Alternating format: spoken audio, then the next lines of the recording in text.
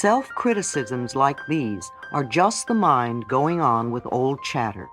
See how you've trained your mind to berate you and be resistant to change? Ignore those thoughts and get on with the important work at hand.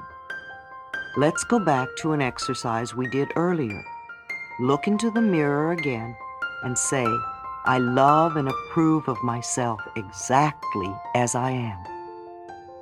How does that feel now? Is it a little easier after the forgiveness work we have done? This is still the main issue. Self-approval and self-acceptance are the keys to positive changes. In the days when my own self-denial was so prevalent, I would occasionally slap my own face. I didn't know the meaning of self-acceptance. My belief in my own lacks and limitations was stronger than anything anyone else could say to the contrary. If someone told me I was loved, my immediate reaction was, why? What could they possibly see in me? Or the classic thought, if they only knew what I was really like inside, they wouldn't love me. I was not aware that all good begins with accepting that which is within oneself and loving that self which is you. It took quite a while to develop a peaceful, loving relationship with myself. First, I used to hunt for the little things about myself I thought were good qualities. Even this helped, and my own health began to improve. Good health begins with loving the self. So do prosperity and love and creative self-expression.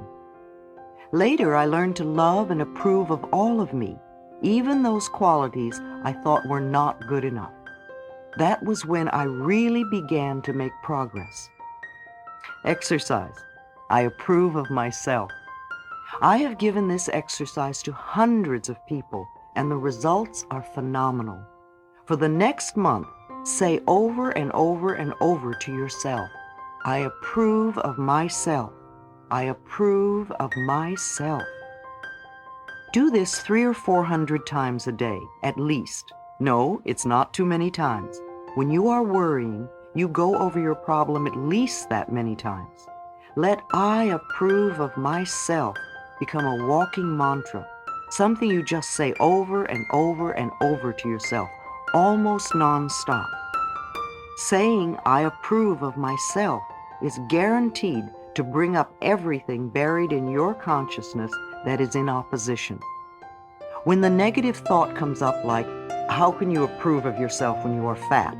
Or it's silly to think this can do any good, or you're no good, or whatever your negative babble will be, this is the time to take mental control.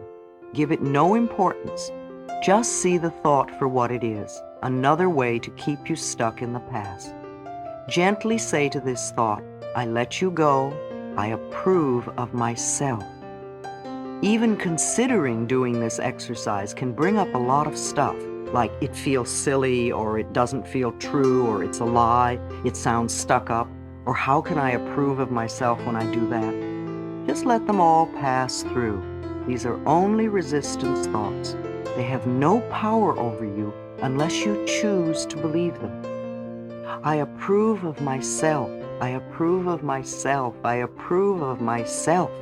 No matter what happens, no matter who says what to you, no matter who does what to you, just keep it going.